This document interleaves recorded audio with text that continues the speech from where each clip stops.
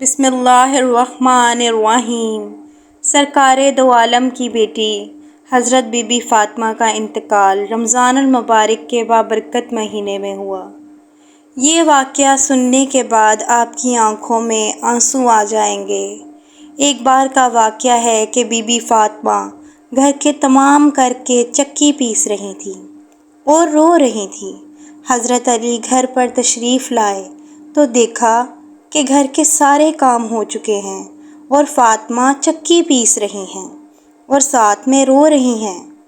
حضرت علی be be Fatima سے پوچھنے لگے، اے فاطمہ، تو کیوں رو رہی ہے اور یہ پانی کس لیے گرم ہو رہا ہے اور اتنا سارا آٹا ایک ساتھ کیوں پیس رہی ہو؟ بی بی فاطمہ رو کر فرمانے لگی، اے میرے پیارے شوہر، آج میں نے ایک خواب دیکھا ہے کہ میرے ابو جان کسی چیز کو تلاش کر رہے ہیں۔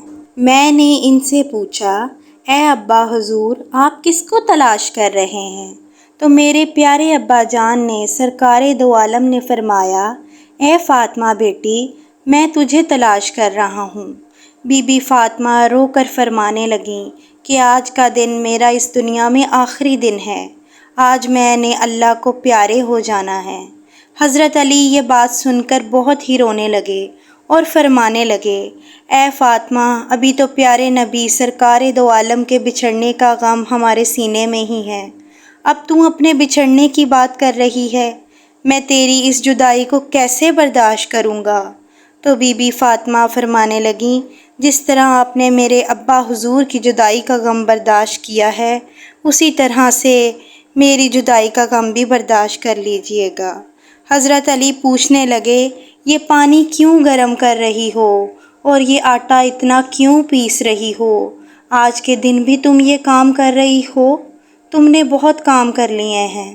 بی بی فاطمہ رو کر فرمانے لگیں، اے میرے پیارے شوہر، میں نے آپ کے بھی تو حق ادا کرنے ہیں، اپنے بچوں کے بھی تو حق ادا کرنے ہیں۔ میں پانی اس لیے گرم کر رہی ہوں کہ اپنے دونوں بچوں کو اپنے ہاتھوں سے نہلا سکوں۔ میں آٹا اس لیے پیس رہی ہوں تاکہ میرے بچے اور آپ اس آٹے کی روٹیاں بنا کر کھا سکیں۔ میں کپڑے دھو چکی ہوں آپ لوگوں کے، تاکہ آپ لوگوں کو دھلے ہوئے کپڑے مل جائیں اور آپ پہن سکیں۔ میرے بعد میرے بچوں کو کون آٹا پیس کر کھلائے گا؟ یہ کہہ کر بی بی فاطمہ بہت ہی زیادہ رونے لگیں اور ساتھ میں حضرت علی بھی رونے لگے۔ حضرت علی بی بی فاطمہ کو وہاں سے سمجھا کے اٹھا لیتے ہیں اور کہتے ہیں کہ یہ کام مت کرو۔ تب ہی بی بی فاطمہ کی طبیعت خراب ہونے لگتی ہے، انہیں تیز بخار ہونا شروع ہو جاتا ہے۔ حضرت علی رو رہے ہیں، بی بی فاطمہ رو رہی ہیں اور اتنے میں گھر میں امام حسین اور امام حسن تشریف لے آتے ہیں۔ وہ دونوں اپنے ماں اور باپ کو روتے ہوئے دیکھتے ہیں تو اپنی ماں کے سینے سے لگ جاتے ہیں۔ یہ کیسا دردناک منظر ہوگا جب ایک ماں کو پتہ چل جائے کہ آج میں نے اس دنیا سے رخصت ہو جانا ہے۔ ہزار سوال اور ہزاروں فکریں اس ماں کے دل کو گھیر لیتی ہیں۔ حضرت علی بہت ہی زیادہ رونے لگے اور بی بی فاطمہ بھی بہت رونے لگیں۔ اپنے باپ اور ماں کو دیکھ کر امام حسن اور حسین بھی رونے لگے اور پوچھنے لگے، بابا جان آپ کیوں رو رہے ہیں؟ وہ خاموش رہے، پھر بی بی فاطمہ سے پوچھنے لگے، اے امی حضور، آپ کیوں رو رہی ہیں؟ تو بی بی فاطمہ نے فرمایا کہ تم دونوں اپنے نانا جان کی قبر پر چلے جاؤ۔ امام حسن اور حسین پیارے نبی سرکار دو عالم کی قبر پر چلے جاتے ہیں، وہاں پر جا کر بیٹھ جاتے ہیں۔ تبھی آواز آتی ہے، اے میرے پیارے بچوں، تم لوگ واپس اپنی ماں کے پاس چلے جاؤ، میرے پاس تو تم پھر آتے رہو گے، لیکن آج اپنی ماں کو جی بھر کے دیکھ لو۔ آج کے بعد تمہیں تمہاری ماں کہیں نظر نہیں آئے گی۔ جب یہ بات حسن اور حسین کے کانوں میں پڑتی ہے تو وہ دوڑتے ہوئے گھر چلے جاتے ہیں اور اپنی ماں کے سینے کے ساتھ لگ کے خوب روتے ہیں۔ حضرت علی بھی رو رہے ہیں اور بی بی فاطمہ بھی رو رہی ہیں، امام حسن بھی رو رہے ہیں، امام حسین بھی رو رہے ہیں۔ اتنے میں ہی بی بی فاطمہ کی طبیعت اور بھی زیادہ خراب ہونے لگتی ہے۔ وہ حضرت علی کو اپنے پاس بٹھا کر ان سے 3 باتیں کہتی ہیں۔ پہلی بات تو یہ کہتی ہیں کہ میں نے آپ کی خدمت میں کوئی کوتاہی کی ہو، آپ کی نافرمانی کی ہو تو مجھے معاف کر دیجیے گا۔ حضرت علی رو کر کہتے ہیں، اے فاطمہ، تو نبی کی بیٹی ہے، تو نے اپنا حق ہمیشہ ادا کیا ہے، میں تجھ سے ہمیشہ خوش رہا ہوں، مجھے کوئی گلہ نہیں ہے۔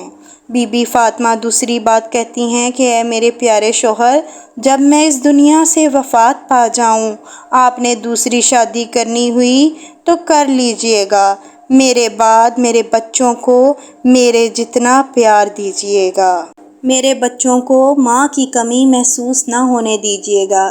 تیسری بات یہ کہتی ہیں کہ جب میں اس دنیا سے وفات پا جاؤں تو آپ میرے جنازے میں کسی کو بھی نہ بلائیے گا۔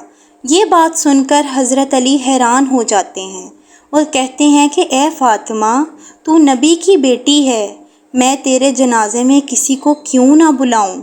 تو بی بی فاطمہ فرماتی ہیں کہ میں نے آج تک اپنے آپ کو پردے میں رکھا ہے، مجھ پر کسی غیر مرد کی نظر نہیں پڑی، میں چاہتی ہوں کہ میرے مرنے کے بعد بھی مجھ پر کسی غیر مرد کی نظر نہ پڑے۔ جب شام ہو جائے، اندھیرا ہو جائے، آپ مجھے تب دفن کر دیجیے گا۔ یہ باتیں سن کر سب بہت زیادہ رونے لگے۔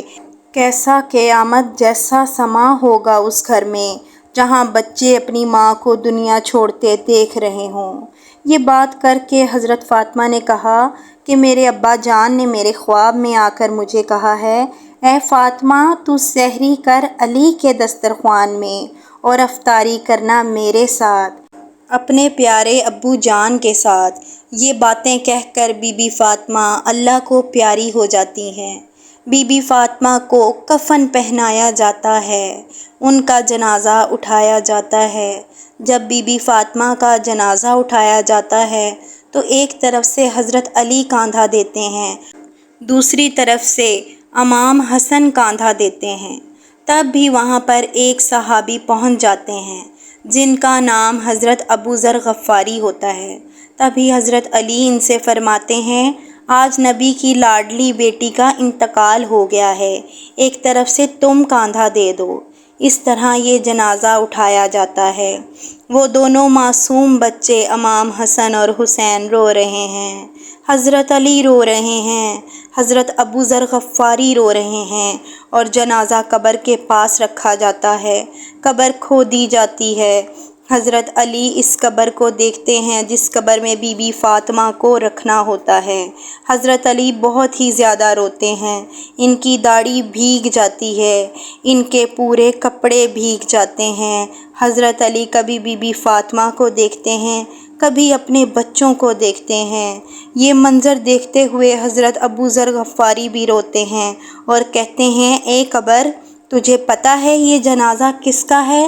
یہ محمد کی بیٹی کا جنازہ ہے، یہ علی کی بیوی کا جنازہ ہے، حسن اور حسین کی ماں کا جنازہ ہے۔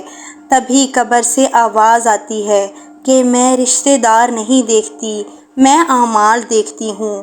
بے شک یہ آواز جو آئی یہ بی بی فاطمہ کے لیے نہ تھی، وہ تو جنتی تھیں، یہ آواز ہم جیسے گناہ گاروں کے لیے تھی۔ بی بی فاطمہ کو قبر میں دفنایا گیا۔ حضرت علی اپنے دونوں بچوں کو قبر کے پاس لے کر کافی دیر تک بیٹھے رہے اور روتے رہے۔ اللہ پاک ہم سب کو ہدایت دے اور نیک اعمال کرنے کی توفیق دے، آمین۔